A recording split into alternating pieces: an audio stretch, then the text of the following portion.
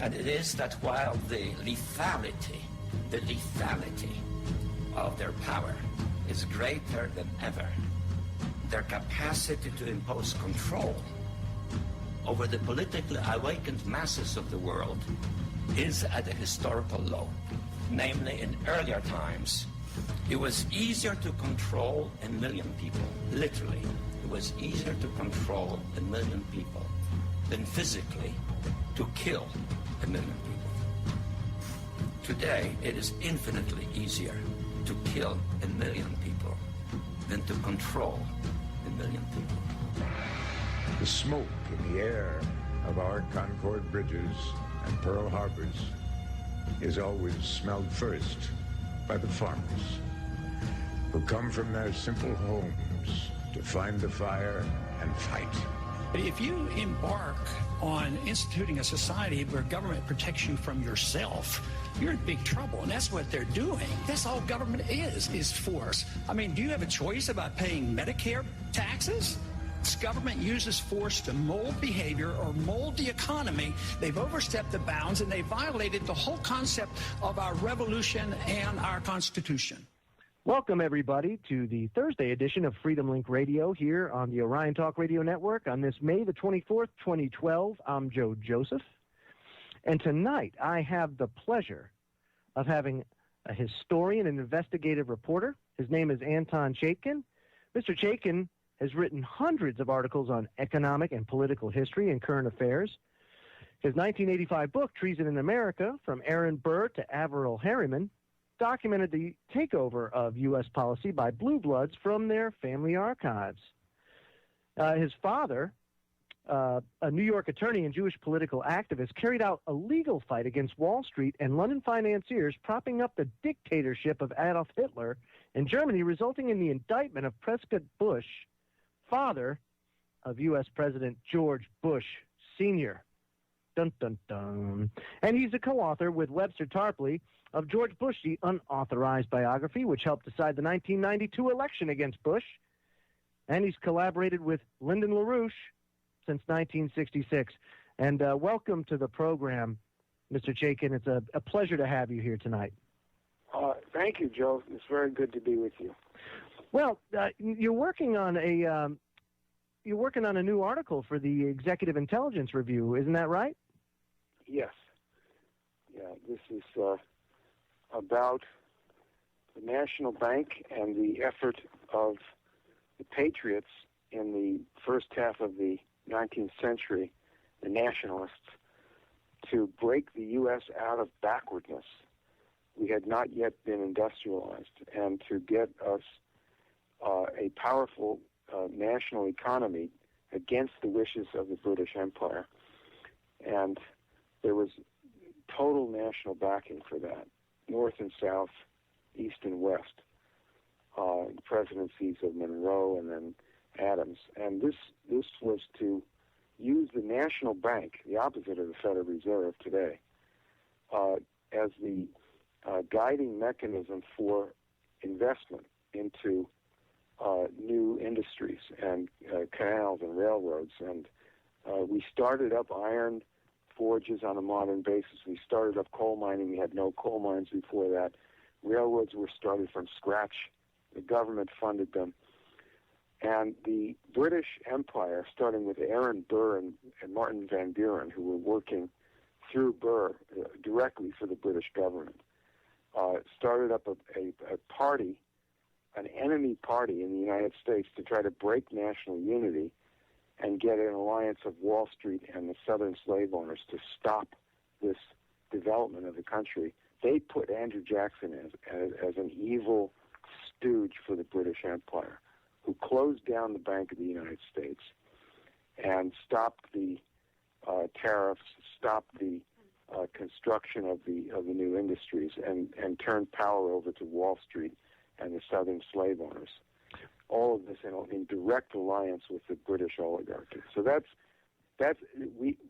in looking at this process by which the United States broke out of backwardness, made its first leap into industry, we look forward now to how we're going to get out of this catastrophic mess that we're in now. We've got to go back to national banking. We need to have the Glass-Steagall Act implemented immediately, and we've got to figure out a way to get around the fact that we have a murderer and a fascist in the White House right now, and no election in November is going to solve that. Right. Because the two rotten peas in this pod, in this British Empire pod, are hurtling us toward a world war, really, with the Russians. It certainly does appear that over here. Yeah, it certainly appears that way, with the rhetoric from Russia really being amped up due to this missile shield technology that they're now trying to put in Turkey. And if you remember, during the Kennedy administration, that was a bone of contention with the Russians then, with our Jupiter missiles being in Turkey. So this is just a replay of the 60s. And, shame on the American people, too, for not paying attention to the history. But talking about history and talking about the National Bank of the United States around the start of our country, would you say that the implementation of the Bank of the United States then was what ushered in that era of good feelings in the Monroe administration and the Adams administration? The administration of James Monroe from 1817 to 1825 was called the era of good feelings. It was not really about political parties, as it's often characterized by mistaken historians. It was about the fact that the South, the West, the formerly Federalist North, and the Middle Atlantic states were completely united. The population was wildly enthusiastic about what's called internal improvements, and we had just stopped the British from destroying us in a second war with England, the War of 1812, right, whose 200th anniversary is next month. And so the Monroe administration came in with John C. Calhoun as who was later turned around completely against his good self. He was Secretary of War for Monroe. He was a nationalist. John Quincy Adams was Secretary of State. And we had a whole group of different geniuses in the Bank of the United States. Monroe appointed Nicholas Biddle, a fabulous patriot and a man who believed deeply in the Republic. All of these men understood exactly what the British were up to, what the British Empire was. They were in favor of having the United States become a world power and destroying the British Empire. We were the leaders of the anti-imperialists in the world. So how could the enemy, the British enemy, cope with this? And Aaron Burr, the same guy that had killed Hamilton and that Jefferson had put on trial for treason because he tried to break up the United States. Aaron Burr went to England after that treason trial, met with the British War Cabinet, met particularly with Castlereagh, who was the leader of the British spy rings abroad in the U.S. and elsewhere. And he came back to the United States in 1812, and he picked up his old apprentice, Martin Van Buren, in New York State, and they put together a political machine starting in 1812 to try to stop the development of the United States and break up this national unity. And it was Martin Van Buren personally who went from New York, representing the bankers and this British faction, went down to Virginia and tried to get the people who hated Thomas Jefferson and Madison, because Jefferson and Madison were for this nationalism. They had changed their viewpoint from when they had attacked Hamilton. They were now for manufacturing. They were for a national bank. It was Madison who actually restored the Bank of the United States, right, a national bank. And so Van Buren went down there. He met with people around this sick monarchist, John Randolph of Roanoke. And he was the leader of this little gang of Anglophiles that were for, quote, states' rights and against having us do manufacturing in the United States. They said we're going to get our stuff from Britain. Mr. Chaitkin, we're going to be part of that empire. Hold that thought. Let's go to break. And when we come back, I want to talk more about this because it's so important to have a foundation of history beneath you before you start diving into real current event issues. So we'll be right back, folks. If you're listening to the email address is thefreedomlink@centurylink.net. That's thefreedomlink@centurylink.net. Anton Chaitkin is our guest tonight from LaRouchePAC. And before the break, we were talking about the Bank of the United States in the post-revolution era and just at the start of the industrialization of the United States. So where do you want to go from here, Mr. Chaitkin?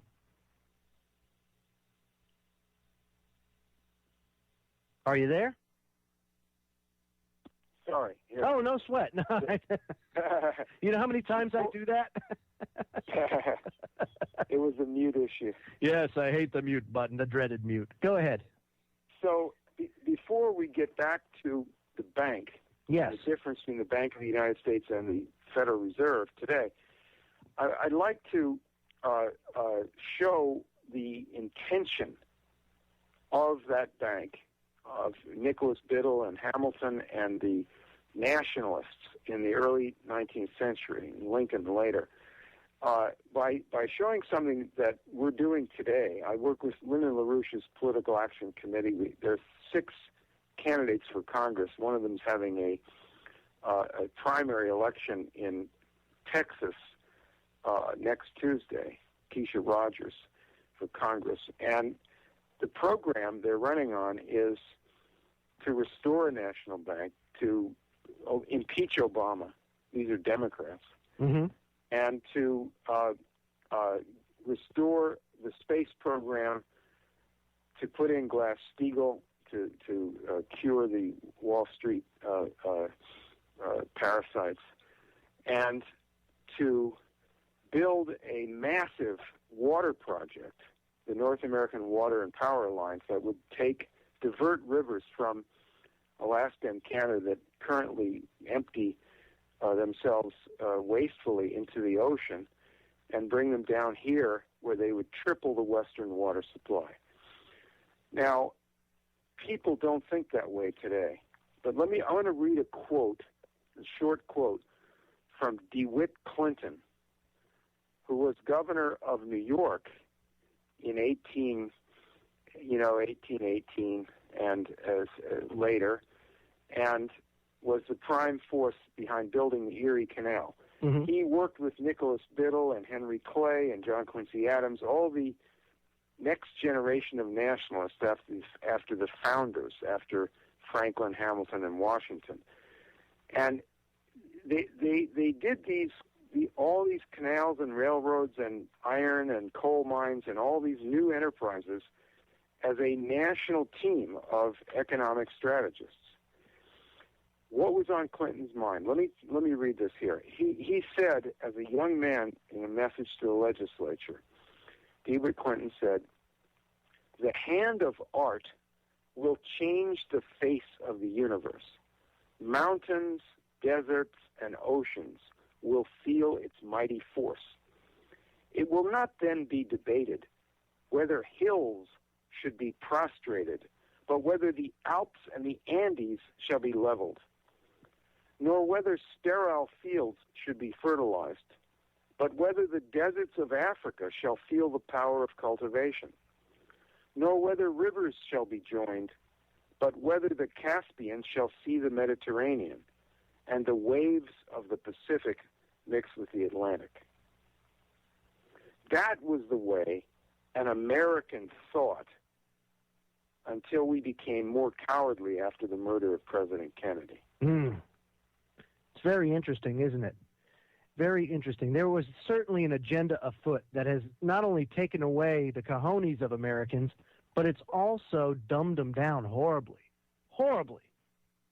And that's one of the things that I find is that you have to be a student of history so that you don't repeat the same mistakes again. And we are doing every single mistake that we've made, we're repeating again today.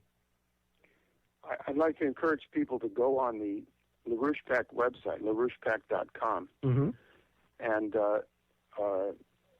see these campaigns, see the interview we did with Congressman Walter Jones of North Carolina, who introduced the resolution to impeach Obama if he goes to war without constitutional sanction, and to help us do this. Help us do this. Why do I say that the presidential race is completely irrelevant and wildly out of touch with reality? Because we are in the middle of a catastrophic collapse of the financial system. It's hurtling down into a chasm.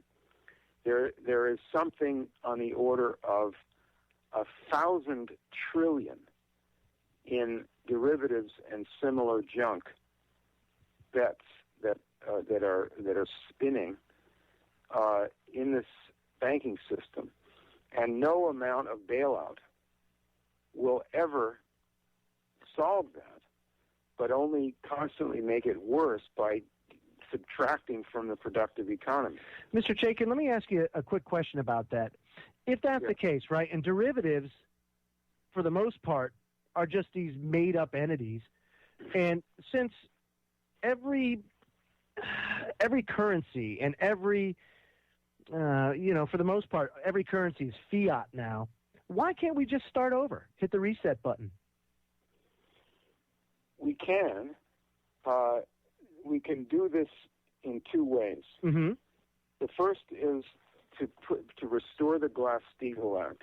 Remember that the reason given for the multi-trillion-dollar bailouts of U.S. and foreign banks by Bush and Obama is that unless these private entities were kept from collapsing, their collapse would pull down the whole banking system that was completely interlocked with them on these kinds of derivatives. And if you put the Glass-Steagall Act back in effect, as it was until 1999, if you put it back in effect, then you create this firewall between regular banks and these banks like J.P. Morgan Chase and Bank of America that have 50 trillion each in derivatives. And therefore, if those banks then fail, they can't pull down the other banks, because a normal bank that has its deposits insured by the federal government under the Glass-Steagall law is not allowed to have any debt or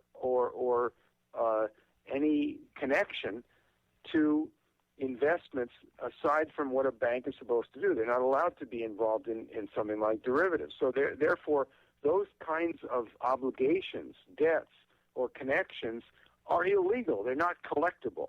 Right. Therefore, instantly, you have cut the string to these criminals in New York and London.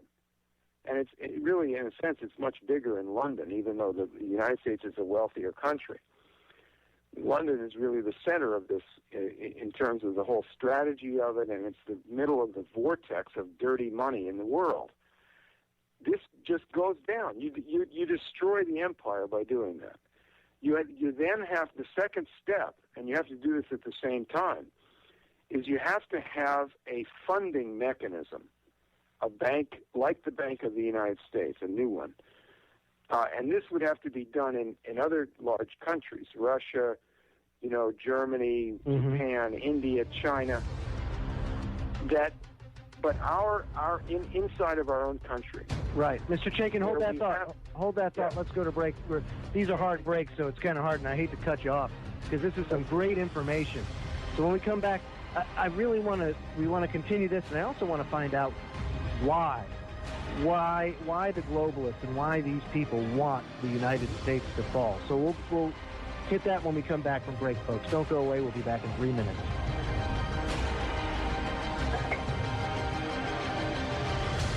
LaRouchePAC.com and specifically look up the NWAPA 21. NWAPA 21.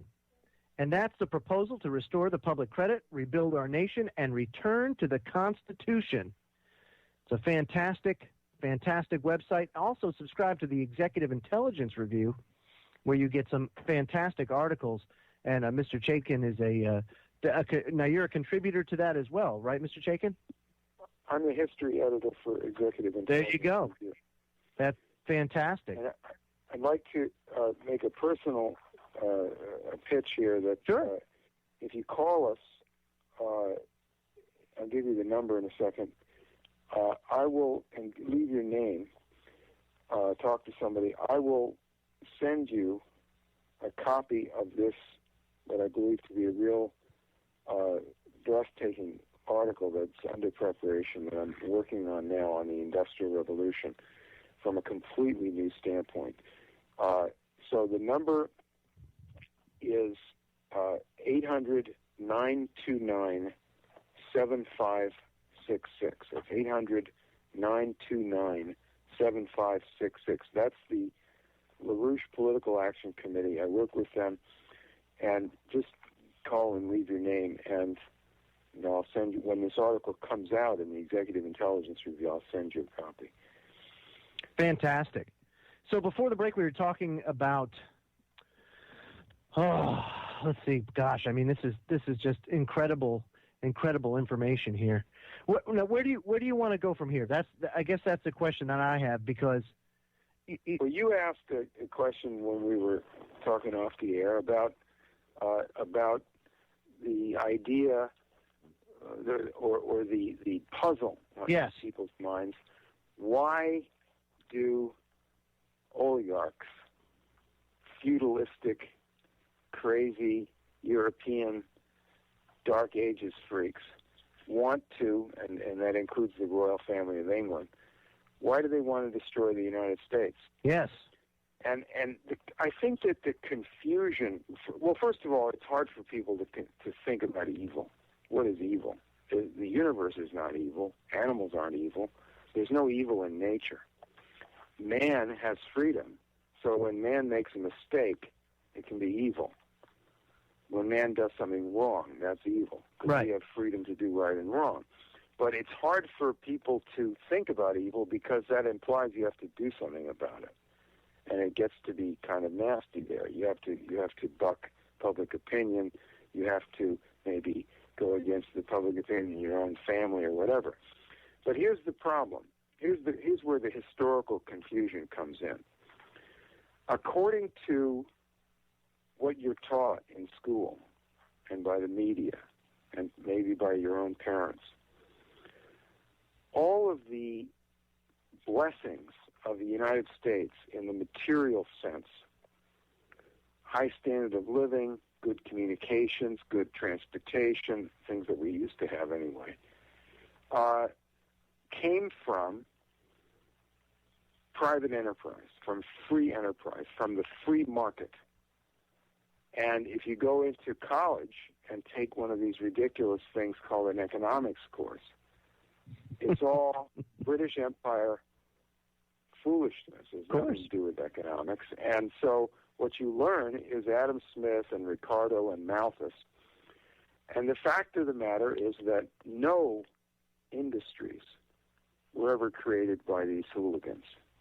Wall Street in the United States never created any industries.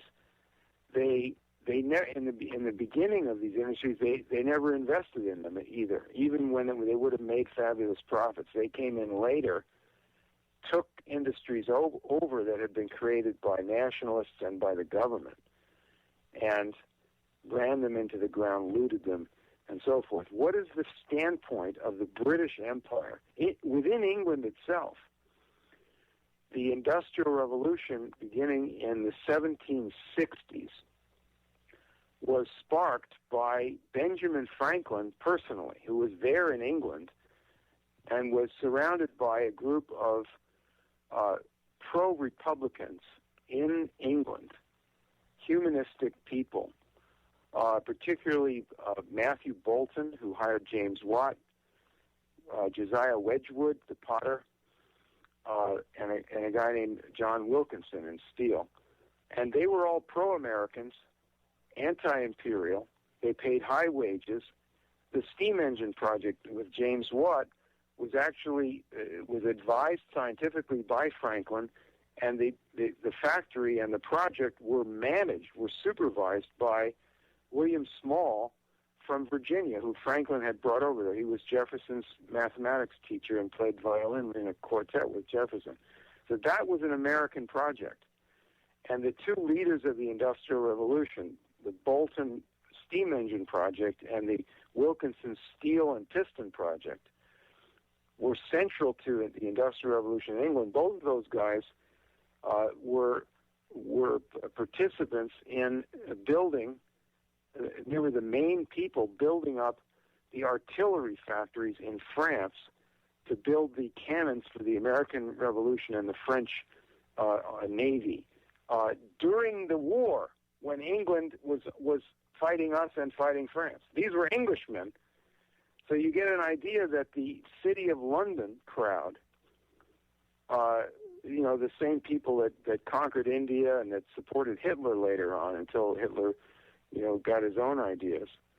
But the City of London crowd never built anything. They once industry was created in England, the British, the oligarchy, the financial oligarchy and the East India crowd said, okay, we have these things. We have steam engines. We have steel. We'll use that for imperial purposes. And we will make a hard and fast rule that no country outside of us will get these things. We're going to stop the development of technology in the world now. And that's what they tried to do. Wow. We had to start from scratch in the United States with government promotion and protection for industry because the British were trying to stop anybody else from getting it. They had a worldwide slave system. So here you think, well, why would they want to break down the United States? Well, they're opposed to the existence of nations. They're an empire. The empire today doesn't run on British battleships or anybody's battleships. It runs on money. The money system is a system. A monetary system is always imperial. Our system is not a monetary system. Our system is a constitution. The Constitution of the United States is in direct opposition to the current monetary system in the world. Our proper system is a credit system. That's our constitutional system. That means that the government and the national bank and the leadership of the country, the Congress, constitutionally issues credit in the form of money or in the form of other ways of issuing credit and credits on the books for the purpose of starting up and fostering productive enterprises and not to foster. In fact, it has to be done in such a way, this is what the Bank of the United States did, to discourage and shrink parasite speculation. And that's it. Then you're directing the credit of the country into building up the future. Now, what do the oligarchs believe in? They believe that right now we've gone too far with civilization. Is this contradictory? Yes, because they like the fruits of civilization. They like to be rich people and have fine clothes and fast cars and ride around in jets and have all these devices. But they would like to see the world go back to what it was around the 8th century, when there were no laws, no nations, there were warlords and constant war. There was no such thing as Christianity. There was no such thing as any moral ideas that were effective in running anything. And the few powerful people did whatever they want raped, looted, stole, and so forth. And that's what they call freedom. Wow. Okay, hold that thought. That means no government. Hold that thought. That's... Ugh. When we come back, it'll be the final segment of hour number 1, so don't go away, folks.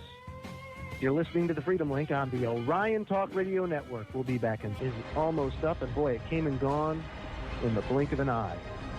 Anton Chaitkin's my guest this evening from LaRouchePAC.com. And, before the break, Mr. Chaitkin, we were talking about the oligarchs, the want of control, the order out of chaos. And now for this last segment, let's get into the green agenda and how they're trying to bring this all about using the green agenda.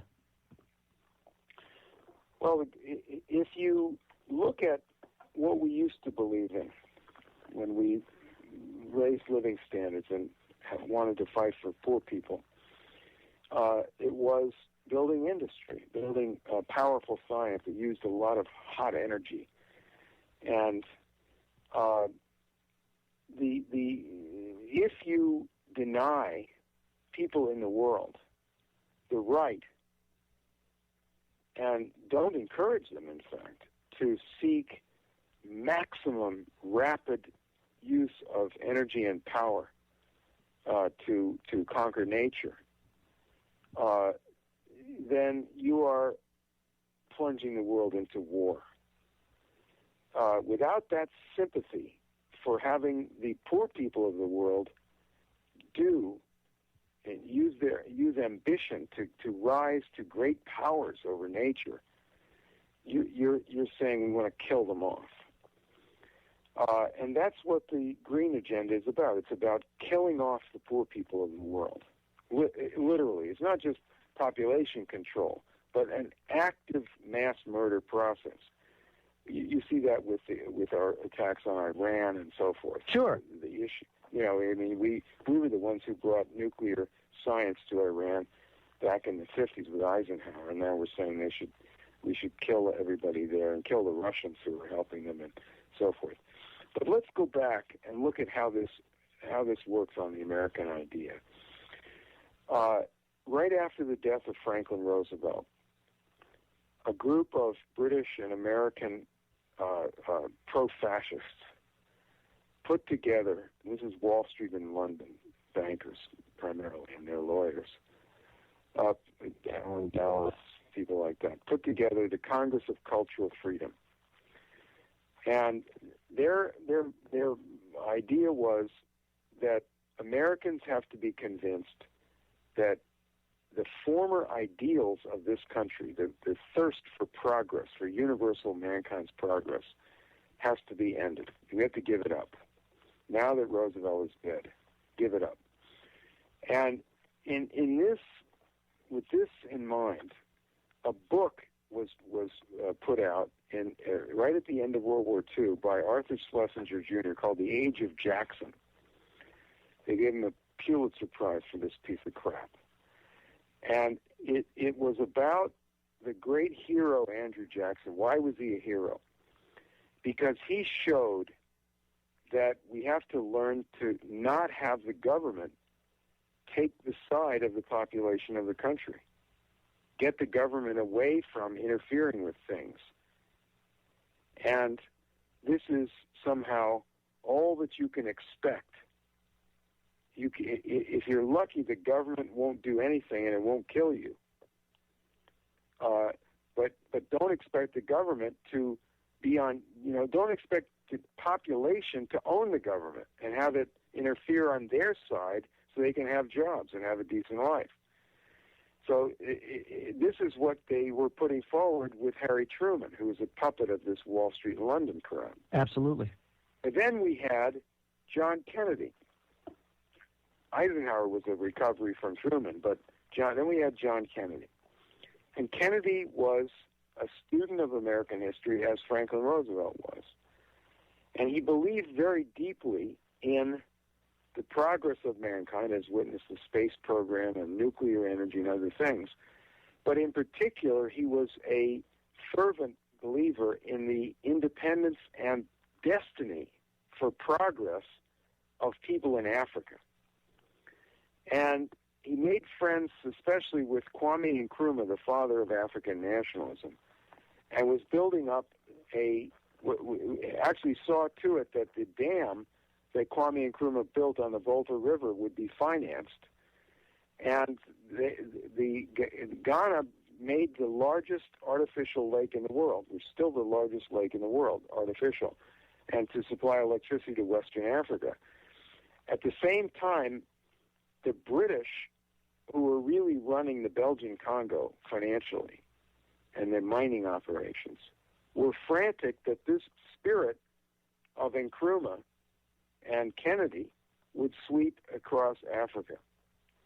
And so they encouraged a secession of the mining province, the center of mining in the Congo, called Katanga, and they got some Nazi stooge of theirs to run it. And Kennedy said, no, you're not going to break up the Congo. Congo's going to be a great nation that's going to have modern times. And Kennedy got the United Nations weapons to go in there and not break up the country like they do today, like the U.S. and Britain do today, not tear apart one country after another under the name of human rights, but actually in the name of human rights to put the country back together again and stop a war by force, not by murdering a bunch of people, but with a program of having a government that once the British were squelched in this secession attempt, was going to have the ability to build up things like was going on in Ghana. At that point, Kennedy was murdered. Right. He was murdered more for the Vietnam War that he wanted to stop than for that. But he had beaten the British directly and personally in the Central Africa around this issue. So that's who we were. When John Kennedy and his brother were murdered, and Martin Luther King was murdered, and the Vietnam War was put through that Kennedy tried to stop, Americans generally gave up the idea of progress and became more like, as people that would submit to having Hitler rule them. We are being put in the position of being like Nazi Germany was used by these British oligarchs to go and start wars, destroy ourselves and others, in a mindless way of just wrecking our civilization, instead of doing our job, which is to build up the United States as a powerful, modern place and solve problems, and then have partners around the world like we had with Thomas Edison had partners all over the world. But not lose our nationalism and our identity. See, that's exactly. That's the whole point. Right. Other countries have a right to the same thing. So a nationalist is the opposite of an imperialist. A nationalist says, I believe in nationalism as a principle because it's the same thing as self-government. Therefore, I support other countries' nationalism. So you'd make a deal with China and with Mexico, the opposite of these free trade agreements. You'd make deals with them to bolster and invest in high-wage modern industry, not cheap labor slavery. Right, or and re-import it into the U.S. to destroy our people. Exactly. I mean, and we see that now, with the moving of jobs, these free trade agreements, when really they should be instituting tariffs and making it harder for these foreign countries to capitalize on the American people. I'd say look for the advantage of mankind. That's what Nicholas Biddle and John Quincy Adams and Henry Clay and our founding father Franklin were doing. They said, how is mankind going to survive? We are higher than animals. We are creative, as the whole universe is creative. And our father, our parent, runs the universe, so we have a right to aim high.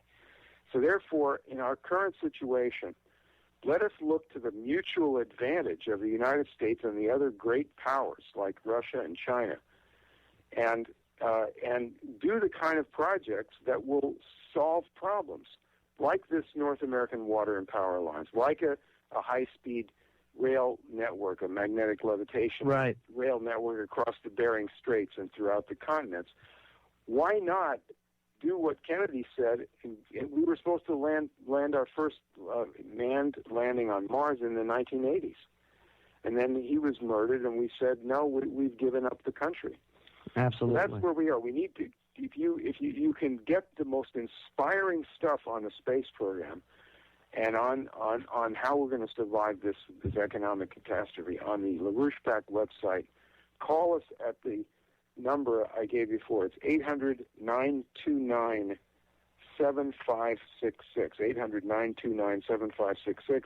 If you call and leave your name, then I'll get you a copy of the article that is under production now on the true history of the Industrial Revolution in the United States from a totally new standpoint. I think you'll be excited by it.